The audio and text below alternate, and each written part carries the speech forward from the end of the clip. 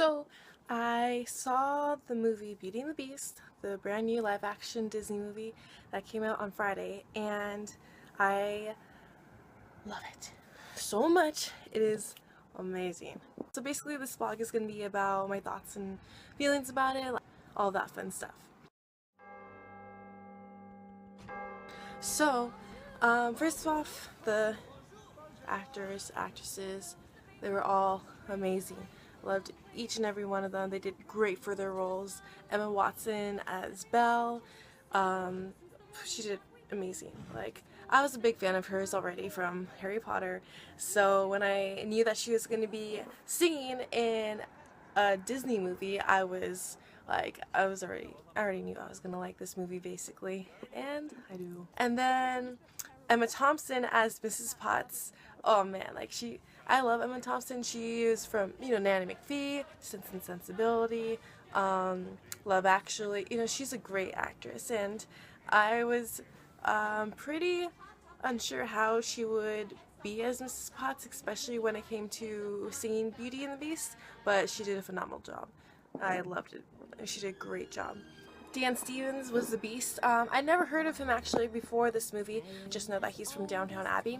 He did a marvelous job as well. He had a great singing voice. He's a great actor. Hands down, he was great as the Beast. Luke Evans, he is from Fast and Furious, I believe, and The Hobbit as well. I haven't seen him in any of those either, but he was honestly the perfect Gaston. He not only looks like Gaston, but he acts exactly like him. His voice is very, very similar.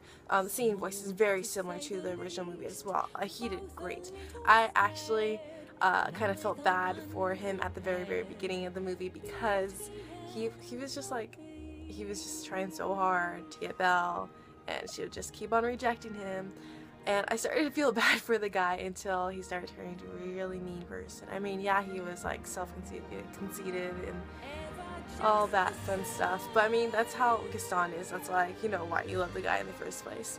But he turns really evil towards the middle of the movie, which is great. The whole cast is fabulous. Very, very good. For the most part, it was very much like the original movie. There were some new add-ins in there, which were I didn't expect at all, actually. Spoiler alert. Spoiler alert. One add-in was they switched the role of the inventor from the dad Maurice to Belle being the inventor, actually. And dad was more of an artist kind of guy. Storyline goes that the Beast in his castle were forgotten by the townspeople.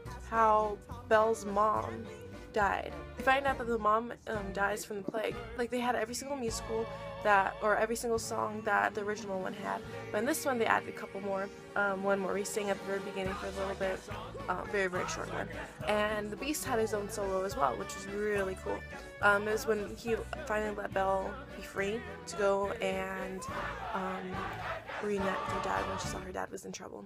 So another thing that Disney did for this movie, which I thought was really interesting, was they added more of a modern twist to the film. What do you mean by modern twist, Tot? Well, modern twist, they had interracial relationships, which I thought was awesome. And another thing that was going on was that critics especially kind of were having a talk about was that LeFou, he was gay. I watched the movie after reading those critics, so I was able to see that, yeah, I could see him kind of being gay kind of deal, and at the very end of the movie it actually kind of confirms it nonetheless.